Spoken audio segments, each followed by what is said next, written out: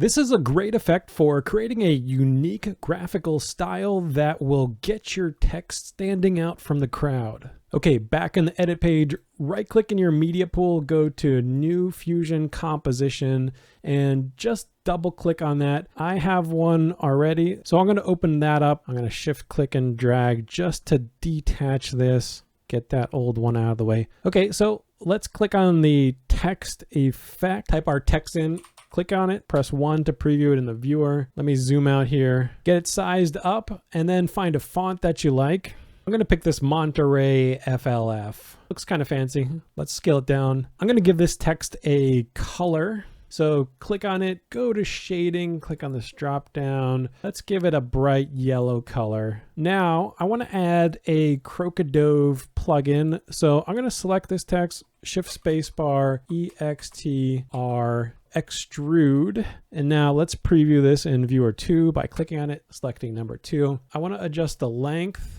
Drag this down to black. Now we just have a solid filled color, which is what we want. Maybe we could change the angle. How about -45? Not a bad idea to give ourselves a little bit more room over here to get a detailed view. And I want to add another Krokodove plugin, and that is lines. I'm going to click off so it's not selected, and I'm going to hold down Shift and Spacebar, lines, and press Enter. I want to connect these, so drag the output of this one to the output of that one. And we've got a merge. Click our merge and press 2 to view that. And for our merge, let's set the operator from over to mask. All right, so it's looking weird. Let's try and make it look less weird. I'm gonna click on lines, press 1 to preview that over here on the left. I only want one direction of lines. In our options, click on this button, number of lines, drag that down. Now let's come back over here to first lines and let's find the softness, bring that down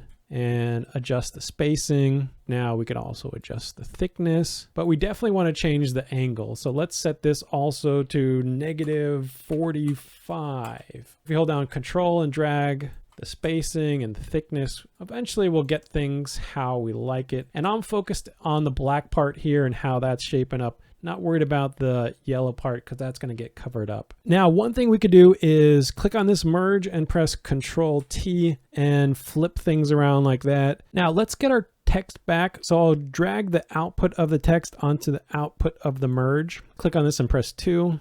Let's also clean things up a bit. I could put this down here, put this over here. Alt click on this line to get a nice bend. With this merge selected, let's change this from over to stencil. And again, I want to take my text output, drop it into the output of this merge. Click 2 to preview that. Hold down Alt and drag this up here. I want a little bit of space in between these two. So an erode dilate, I'll put in between. So Shift Spacebar, ERO, that'll get you there. And I'll hold down Shift and drag it over this line here. Let's go into the settings and bring this up. Connect this to the media out. So at this point, we could just come in and style things up a bit. If I click on my lines, let's get a color that works. This is an interesting setting to mess with. Increase thickness. You could adjust that one direction or another if you want it to be solid filled at the ends and hatched in the middle, or go in the opposite direction, something like that. I like how it gets solid at the corners here and is thicker in the middle. So even though this is a pretty simple node, there's a lot of things you could do with it if you go into these settings. So I highly recommend see what you could do with adjusting these values.